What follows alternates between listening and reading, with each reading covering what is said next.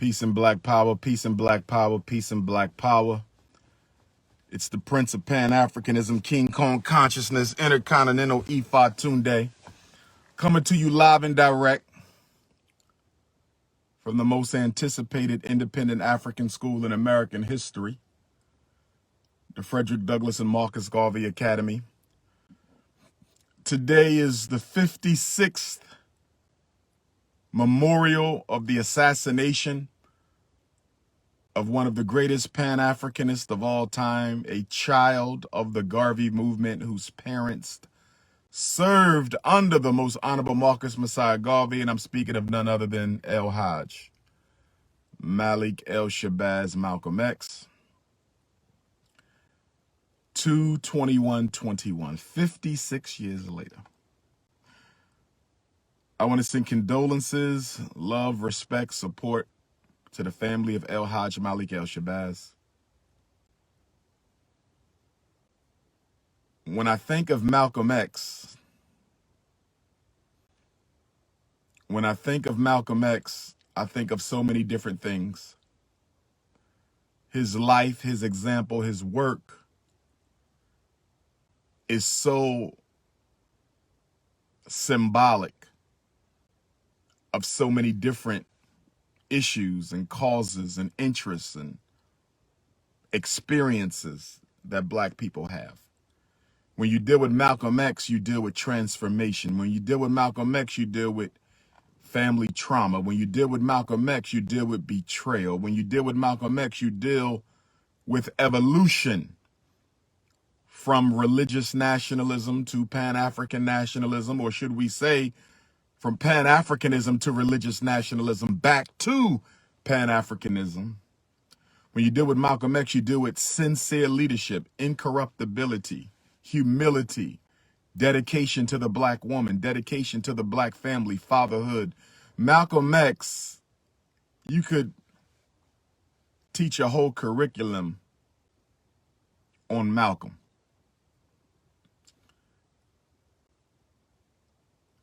And at the FDMG Academy, we will be teaching a whole curriculum on Garvey, who is the predecessor for Malcolm and the predecessor for all black leadership in the modern era. But, you know, Malcolm X it's painful. It's painful to see what the black community allowed to happen to Malcolm. It's painful. Of course, we learned yesterday that there was a deathbed confession by an undercover NYPD or FBI agent who said they were tasked with infiltrating Malcolm's movement, trying to get all the security officers arrested so they wouldn't be there to do security on February 21st inside of the Audubon Ballroom. Well, we already know that. Okay, now we have the name of an officer, but we already knew the government was involved. So I guess for some people, this is good because now they actually have a name of an agent who says, yes, we knew this was going to happen and we wanted to clear the way for it to happen. That does not dismiss the Negro participation in this. The hands that pulled the triggers were black. Okay, so anybody who tries to say that we're just going to put all this on the government and not deal with the black complicity in this can get the hell out of my face. Okay, there is always a Judas involved in the assassination of a great. There is always a Judas involved in the assassination of a great leader. Every great leader has a Judas. I'm probably going to go down in history because I have more Judases. I think I might have the most Judases of all time. I can literally name you about 40 Judases that I have, male and female, young and old. So I'll probably go down in history as having the most Judases of all time. But I'm hoping that I also go down in history as being able to overcome and succeed despite of. But getting back to Hajj.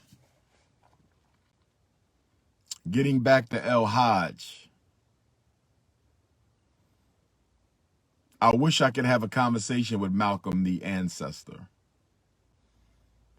I really wish I could have a conversation with Malcolm the ancestor.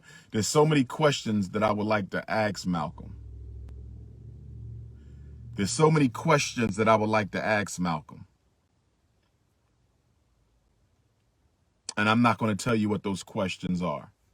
I would like to ask Malcolm, whose names was on that list that you were going to read off inside of the Audubon Ballroom?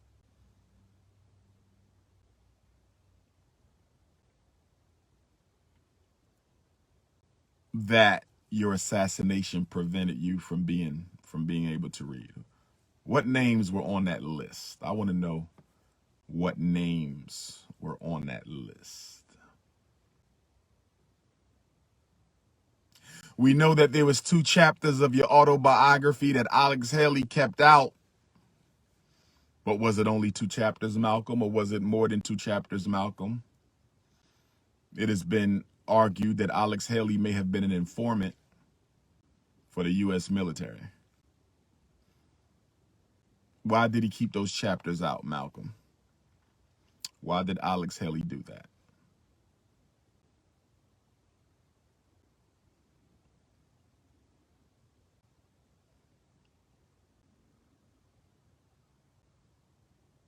You know, Malcolm did not have to come back to America. When Malcolm was in Africa, Maya Angelou and others said, Malcolm, stay in Africa, do your work from Africa. Send for your family, they can all come and join you here in Africa. Malcolm didn't have to come back to America, but because he loved you and I so much. Malcolm didn't have to come back to America, but because Malcolm loved you and I so much. Because Malcolm loved you and I so much, Malcolm came back to America to continue the fight. Reminds me of Frederick Douglass, who didn't have to come back, but came back anyway to continue the fight. Malcolm, he came back knowing his life was at risk because he was too much of a man. He was too much of a man to duck, run, and hide. Too much of a man to do that. A part of me wish he would have stayed in Africa. A part of me wish he would have sent for his family, even if it was only for a few years. If I could talk to Malcolm, I would ask him in retrospect, would you have stayed in Africa, even if only for a few years? But I think the answer would have been no. I think Malcolm would have said, I have a mission and I have to complete it by any means necessary.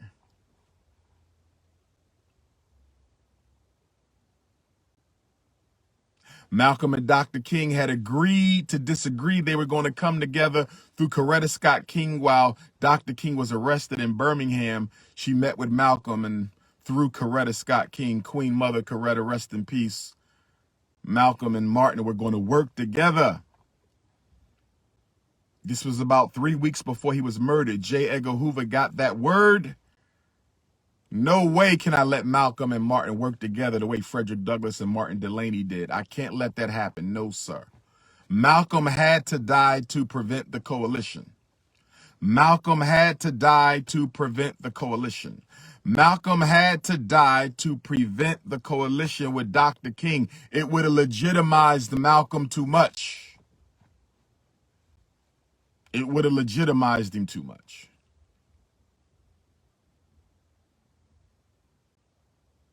I'm going to cut this right now because my contractors are here. So I'm going to cut this right now, brothers and sisters. I'm going to come back and finish this in a few minutes, but let me see what's going on. I'm going to get black at you. This is the Prince of Pan-Africanism, King Kong Consciousness, Louisville, Kentucky. I will see you Wednesday. I need somebody from Louisville to text me the address to the Breonna Taylor Memorial or painting. I need someone in Louisville, Kentucky to text me the address to the Breonna Taylor Memorial and or painting and gravesite. If you know where she's buried, I want to pay my respects at either the memorial or the gravesite when I get to Louisville. So Louisville, the Prince is coming. I will see you all at the Rooftop Grill, 414 Oak Street, Wednesday, February 24th from 2 to 8. Special ed drop-in clinic. The Prince is back. Cincinnati, Ohio, I will see you Thursday, the very next day, Thursday, February 26th. Oakland, California, we need a venue change. I'm just finding that out. So we have to find another location in Oakland. If there's a black-owned barbershop, restaurant, church, business, Oakland, California, Dr. needs a location for the March the 6th book signing. The books are already there. Tickets are already purchased. The show must go on. I want to sign books inside of the original Black Panther Party headquarters. Where is the original Black Panther Party headquarters in Oakland, California?